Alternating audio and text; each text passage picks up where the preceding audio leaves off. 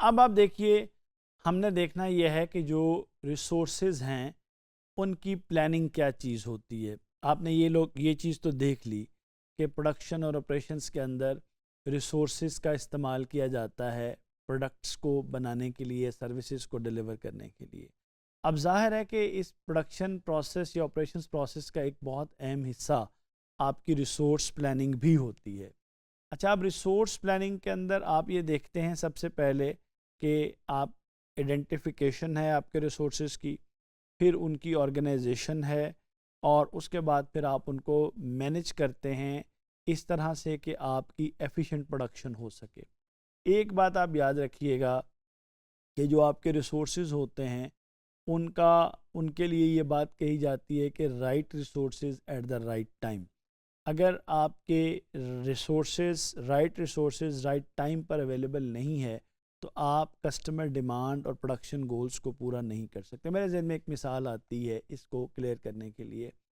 آپ کسی جگہ پر اپنی تصویر بنوانے کے لیے جاتے ہیں، اب وہاں پر جو فوٹوگرافر ہے اس کا جو سب سے اچھا ریسورس ہے وہ اگر اس وقت اویلیبل نہیں ہے جب کسٹمرز وہاں پر پہنچے ہوئے ہیں، اور کوئی ایک ایسے ہی آدمی کو وہ لگا دیتا ہے اس کام کے اندر، تصویر تو بن جاتی ہے لیکن تصویر کا وہ رزلٹ نہیں آتا جس سے آپ کا کسٹمر خراب ہو جاتا ہے۔ تو یہ میں نے صرف آپ کو ایک مثال دی ہے کہ رائٹ پرسن، جو رائٹ ریسورس پرسن ہے، اس کا رائٹ پلیس کے اوپر، رائٹ ٹائم کے اوپر ہونا کتنا ضروری ہے۔ تو جو ریسورس پلاننگ ہے اس کے اندر جو سمجھنے کی ایک بہت اہم بات ہے وہ یہ ہے کہ یہ دیکھا جائے کہ ہمیں کون سے ریسورسز جو ہیں ان کی ضرورت ہے، اور کتنے، یعنی مٹیریل، لیبر، مشینز وغیرہ۔ پھر یہ دیکھنا چاہیے کہ جو ریسورسز ہیں وہ کتنی کوانٹٹی میں ہمیں چاہیے، ان کی مقدار کیا ہے، اور پھر ان کا ٹائم اور پلیس جو ہے کہ آپ کو کب چاہیے ریسورسز اور آپ کو وہ کہاں پر چاہیے۔ یہ چیزیں جب آپ کو کلیئر ہوتی ہیں، واضح ہوتی ہیں، تو آپ کو فائدہ یہ ہو جاتا ہے کہ آپ اپنی اوور پروڈکشن یا انڈر پروڈکشن سے بچ جاتے ہیں۔ دیکھیے، اوور پروڈکشن کا نقصان یہ ہے کہ اسٹوریج کاسٹ آپ کی بڑھے گی، چیز کی پرائس نیچے گر جائے گی۔ انڈر پروڈکشن کا یہ ہے کہ کسٹمر ڈلیور اس کو آپ سرو نہیں کر سکیں گے اور ایک ریگریٹ پیدا ہو جائے گا کسٹمر کے اندر۔ اچھا، اس کے بعد پھر shortages of raw material workers کا ایشو آ جائے گا۔ پھر آپ کی کاسٹ جو ہے وہ ویسٹیج اور آئیڈل ٹائم کی وجہ سے بڑھ جائے گی۔ ان چیزوں کو کنٹرول کرنے کے لیے آپ کو یاد رکھنا چاہیے کہ آپ کے لیے یہ ضروری ہے کہ آپ ریسورس پلاننگ کریں۔ اچھا، اب جب آپ نے ریسورس پلاننگ کر لی تو یہ بھی آپ کے سامنے، یہ پیسے آپ پہلے بھی جانتے ہیں لیکن ایک دفعہ پھر دیکھ لیتے ہیں کہ جو ٹائپس آف ریسورسز ہیں وہ کون کون سے ہیں۔ ایک تو ہیومن ریسورسز ہیں، آپ کے ورکرز ہیں، سپروائزرز ہیں، ٹیکنیشینز ہیں۔ یہ بھی جو ٹائپس آف ہیومن ریسورسز ہیں نا، وہ ہر انڈسٹری ٹو انڈسٹری ڈفرینٹ ہیں۔ ایک گاڑیاں بنانے والی فیکٹری کے لیے اور ہوگی کیٹیگرائزیشن، ایک ریٹیل سٹور کے لیے اور کیٹیگرائزیشن ہوگی، جہاز بنانے والوں کے لیے ایک کیٹیگرائزیشن اور ہوگی۔ پھر آپ کے مٹیریل ریسورسز ہیں، را مٹیریل ہے، آپ کے کمپوننٹس ہیں، آپ کی پیکیجنگ ہے۔ پھر آپ کے کیپٹل ریسورسز ہیں جس میں مشینری ہے، ایکوپمنٹ ہے، بلڈنگز ہیں۔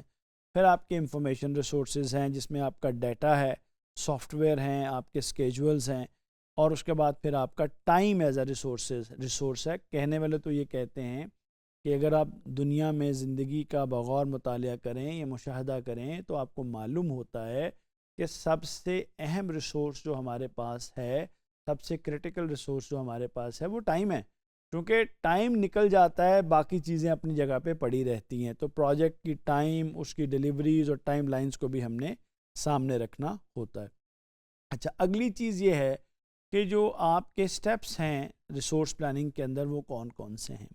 سب سے پہلے تو آپ نے دیکھنا ہے کہ جو ڈیمانڈ فورکاسٹ ہے، آپ کو یہ پتہ ہونا چاہیے کہ جو آپ کی کسٹمرز ہیں، یعنی مجھے جب یہ پوچھا جاتا ہے نا کہ وہ کون سی ایک سنگل کرٹیکل انفارمیشن ہے جو ہمارے پاس ہو تو ہم اپنی پلاننگ کر سکتے ہیں، تو میں کہتا ہوں اگر آپ کے پاس بزنس میں آپ کو یہ کہیں سے معلوم ہو جائے نا کہ آپ کے کسٹمر کی ڈیمانڈ کیا ہے آپ کے پروڈکٹ کے لیے، کتنی کوانٹٹی اور کون سی کوالٹی چاہیے، تو باقی آپ کی جو پروڈکشن ہے وہ بہت زیادہ آسان ہو جاتی ہے، وہ بہت ایزی ہو جاتی ہے۔ تو پہلی چیز آپ کی پروڈکشن پلاننگ، ریسورس پلاننگ کے اندر آپ کی ڈیمانڈ فورکاسٹ ہے۔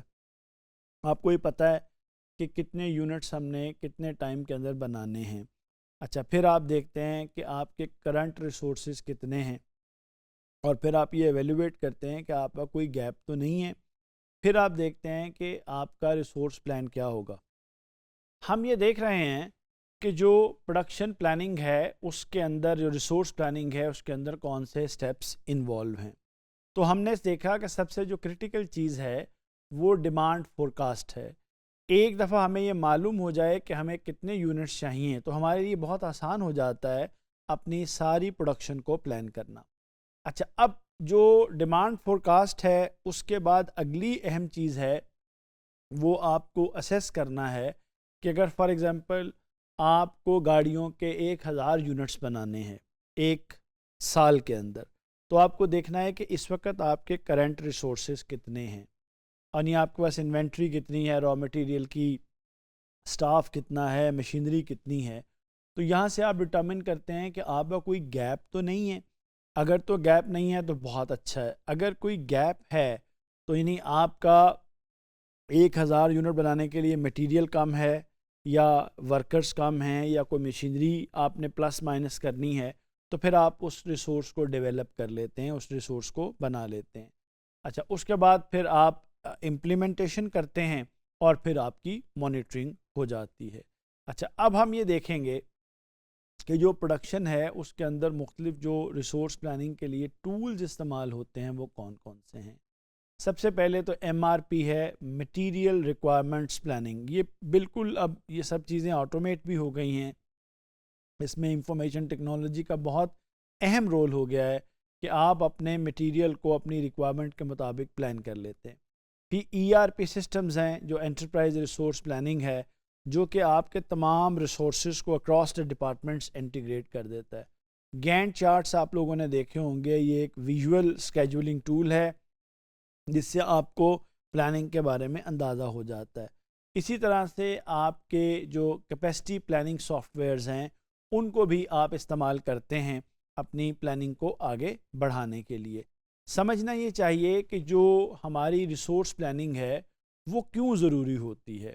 جو ریسورس پلاننگ ہے نا جی، اس کے بارے میں آپ لوگ یاد رکھیں کہ ایک تو اس کو کر لینے سے آپ کے پروڈکشن میں ڈیلیز نہیں آتے، آپ کی کاسٹ کنٹرول رہتی ہیں، آپ ٹائملی ڈیلیوری کو انشور کر لیتے ہیں، پھر آپ اوورآل اپنی ایفیشنسی کو امپروو کر لیتے ہیں، اور اس کے ساتھ ساتھ آپ کسٹمر سیٹسفیکشن کو بھی بوسٹ کرنے کی طرف نکل جاتے ہیں۔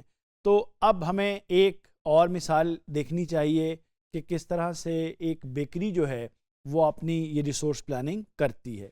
اچھا، اب ایک بیکری جو ہے وہ فورکاسٹ کر رہی ہے کہ عید قریب آ رہی ہے، اور عید کی وجہ سے اس کی پروڈکٹس، کیکس، بسکٹس اور دوسری آئٹمس کی ڈیمانڈ بڑھ جائے گی۔ اچھا، اب اس کو یہ دیکھنا ہے کہ کیا اس کو ایکسٹرا سٹاف ہائر کرنا ہے، اس کو زیادہ جو فلور اور شوگر ہے، جو آٹا یا میدا وہ استعمال کرتے ہیں وہ زیادہ منگوانا ہے، اس کو زیادہ جو بیکنگ آورز ہیں وہ اسکیجول کرنے ہیں، اور اس کو جو ڈیلیوری کے لیے بہتر کوآرڈینیٹ کرنا ہے۔ یہ بہت امپورٹنٹ ہے اس حوالے سے۔ تو امید ہے آپ کو ریسورس پلاننگ کلیئر ہوئی ہوگی۔ شکریہ۔